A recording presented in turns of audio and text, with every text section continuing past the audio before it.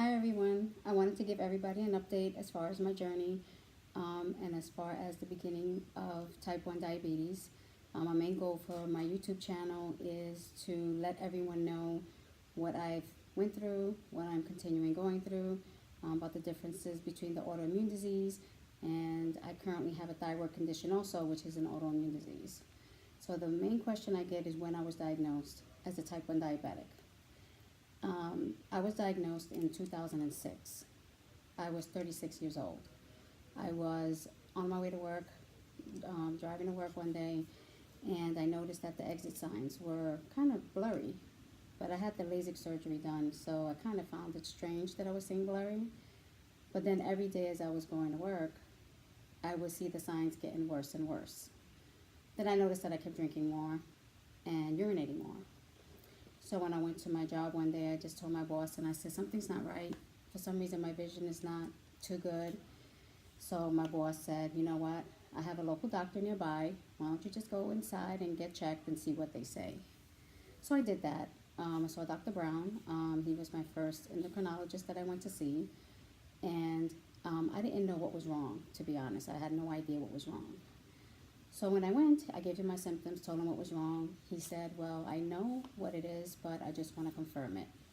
So I was kind of nervous at that point because I said, okay, well, what could it be? So he had me do a urine sample. And when I came back into the room, he said that my urine was all sugar. And he said I'm diabetic.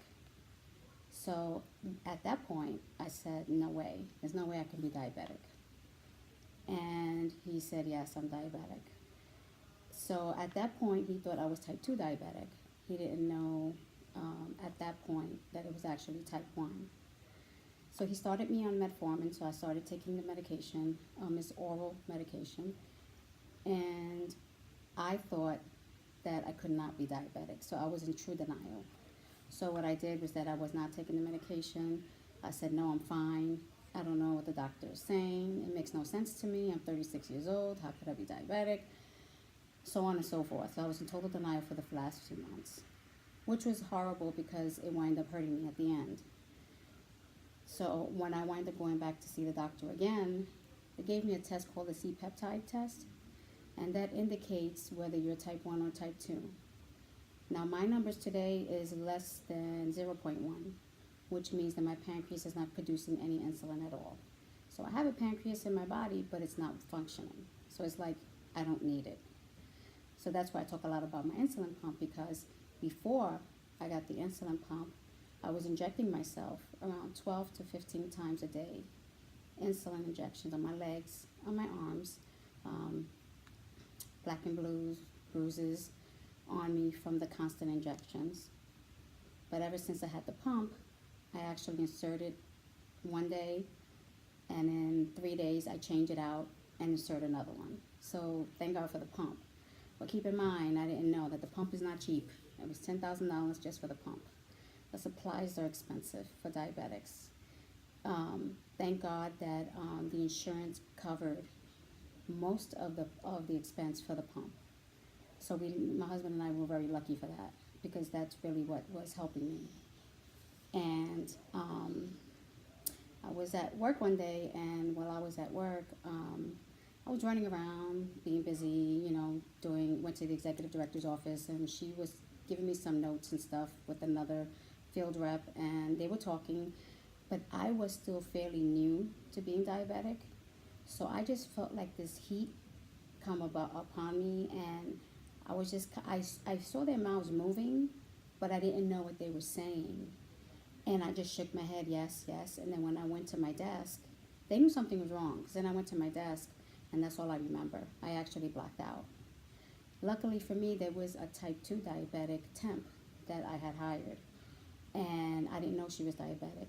So she was the one that was giving me Coke to drink, because she said that this will raise your sugar. So I didn't know. All they was telling me was drink, drink, drink, drink. And I didn't know what they were doing.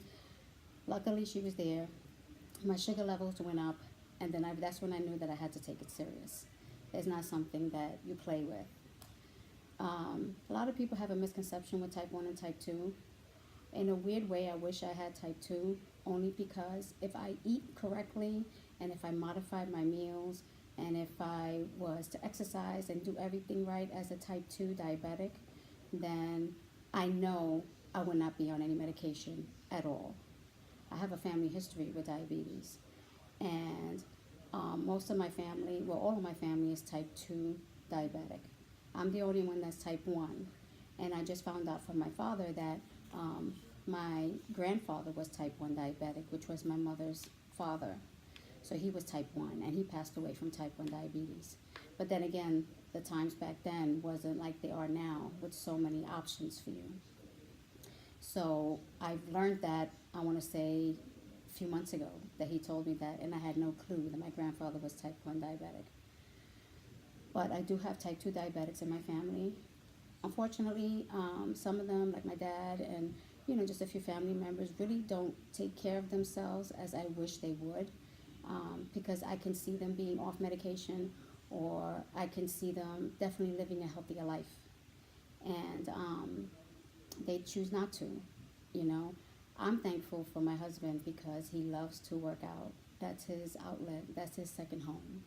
So for him, he makes his own granola bars. So he makes sure he knows what's being inside the food. We don't fry any foods any longer. No fried foods. We like chicken wings. I bake them. I don't fry them. Any types of food. My husband loves yams. We'll have yams. He makes spaghetti squash, which I thought at first was going to be disgusting, but it actually was very, very good. So I tried eating different things out of my comfort zone, and I did. And it wound up helping me.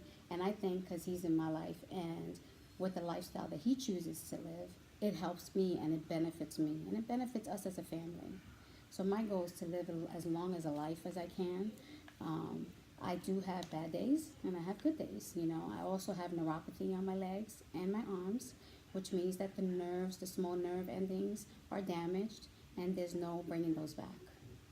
I also get injections in my eye. I've been getting the injection now on my left eye it's been 4.5 years now. If I wasn't getting the injection in my eye, then I would be blind in my left eye. I know a lot of you people see me and you're like, oh no, she looks healthy. No, but these are the things that I'm going through now. And also, I just found out that now I'm also hemorrhaging on my right eye. So now my next appointment is on the 30th, and I'm going to have my husband videotape the procedure of them putting the injection in my eye. It's very uncomfortable. It's not fun. But in order for me to maintain my vision, this is the only option for me right now. There's no LASIK option. The only option is for me to actually get the injections in my eye. So that's what I have to do. I really don't want to get an injection in my right eye, but I guess I have no choice in order for me to keep my vision. I also have a thyroid condition. I'm hypothyroid. I was actually put in a hospital because of it, because I chose not to take my medication for I want to say it's been a few weeks straight. And when it comes to find out, my thyroid was so out of whack that I had to be in the hospital for a few days. Thankfully, I'm okay. Again, with the thyroid condition, mine is hypo. So hypothyroid, it gives you dry skin, you lose your hair, you get tired a lot. Sometimes you got cold intolerance. And I go through all of those changes too. It's just another autoimmune disease. So what I want to try to do with you guys is just take you guys on the journey that I'm going through so far, and let you guys know detail to detail what I've been going through.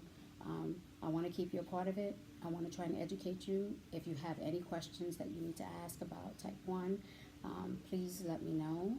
I'll give you whatever information I can. And then the other thing with hypothyroidism is the only way I found out that I was hypothyroid, I was 21, and I was having difficulty having children. And a lot of people don't think one thing has to do with the other, but it definitely did for me. And I thought I couldn't have children. And thank God, I went to infertility doctors with my husband saying, what's wrong? I'm young. I should be able to have children. And they couldn't figure it out until they gave me tests, and they said I was hypothyroid. I have a hypothyroid condition. They started me on Synthroid. To this day, I'm still taking the Synthroid, 125 milligrams. I take one pill a day, and don't even realize I'm taking it, but it's fine. It's helping me, so I'm thankful. And then I was thankful that I finally, got pregnant with Junior, and of course I was a nervous wreck because I thought I couldn't have children, and then when I found out I was pregnant, I'm like, oh my God. The funny part about it is that I was having pain, and my mom was with me, and she was like, well, let's go to the emergency room, which we did, and I thought it was my appendix. And the male doctor came, and he said, well, one of us is pregnant. And I said, well, what do you mean? And he said, congratulations, you're pregnant. And I was like so dumbfounded, excited and scared and nervous at the same time. But throughout my pregnancy, I got to be honest, I didn't enjoy it, only because I was just so scared that something was going to happen, that I was going to either miscarry or something was going to be wrong with him. And thank God, I was able to carry him to term. I did have a C-section. He was 7 pounds, 11 ounces. And I prayed to God every day. I said, I just want one child. I want to experience motherhood just one time. I don't need to have 2 or 3 children, just one. If you give me more, great. If not, then I just want to experience motherhood. And I did. So I was very thankful for that. So I just want to, normally my husband and I were very private. But this is just something that I've been going through, and I just know that there's a lot of people out there that are probably wondering and questioning and just trying to figure out what to do next, or having symptoms they don't even realize what type of symptoms that they have. And I'm just here to help and educate. And if, like I said, any questions you have, just comment, on the bottom of the YouTube channel, and just let me know what questions you have. I'll make a new video and I can answer those questions. And like I said, March 30th, I'll have my next eye injection. I don't know if they're going to do both eyes this time, but I know I'm definitely getting it on my left eye. And I see a specialist. It's called Georgia Retina, and they only deal with the back of the retina. So it's not like a regular ophthalmologist. It's an actual doctor, specialist that handles the retina of the eye. So I'm very thankful for them, because if not, then I would have been blind in my left eye today. But I'm thankful, and I keep my appointments, and I just do what I have to do. But I love you guys, and thank you for following me. And like I said, if you have any questions, please feel free to ask. Let me know, and I will definitely respond back. Still keeping my little notebook, and I'm just trying to check off everything that I'm doing. So far, those have been the major questions that I had. And if anything else comes up, I'll definitely let you know. I love you guys so much, and thank you for watching. And if you haven't subscribed yet, please subscribe, like, and share. I love you all. Bye.